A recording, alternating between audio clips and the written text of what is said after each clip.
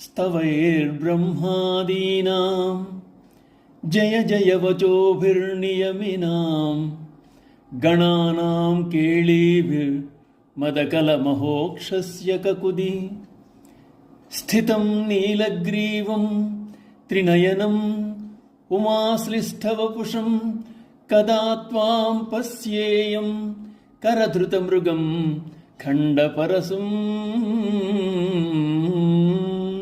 బ్రహ్మాది దేవతల యొక్క స్తవములతో, మహర్షుల యొక్క జయ జయ వచనములతో, ప్రమద గణముల యొక్క క్రీడలతో హర్షాతిశయముచే సొంపుగానున్న వృషభం యొక్క మూపురమునందున్నవాడు, నీలకంఠుడు, త్రినయుడు, పార్వతీదేవి చేత కౌగలించుకోబడిన శరీరము గలవాడు, చేతియందు మృగమును ధరించినవాడు, ఖండ పరశువు గలవాడవు నిన్ను ఎప్పుడు కాంచెదనో కదా.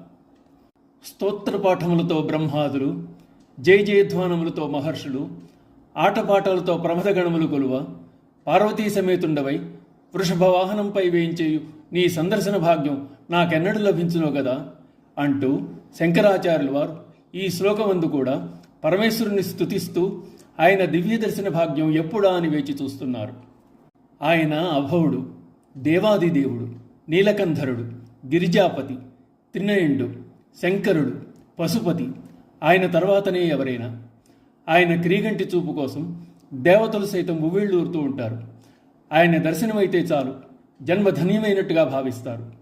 పరవశించే నంది మీద పరమశివుడు ఉపవిష్టుడై పార్వతీదేవితో సహా విచ్చేస్తుంటే సాక్షాత్ వాణీనాథుడైన బ్రహ్మ స్తోత్రాలు చదువుతారు. తపోధనులైన మహర్షి పుంగవులు జయ జయధ్వానాలు చేస్తూ ఉంటారు. ప్రమదగణాలు తాండవం సలుపుతూ ఉంటారు. సదాశివంలో అర్ధభాగాన్ని అమ్మవారు పార్వతీదేవి పంచుకుని పరమ ఆనందాన్ని పొందుతూ ఉంటుంది. అటువంటి శివుడు ఒక చేతిలో మృగమును పట్టుకుని మరొక చేతితో ఖండపరశువును ధరించి ఉంటాడు.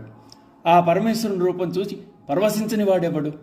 అలా శివుని తనివి తీరా చూస్తే చాలు, మరేదీ దర్శించవలసిన అవసరమే ఉండదు.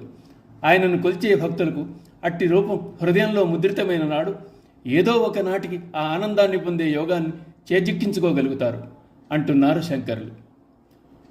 ఓం నమః శివాయ.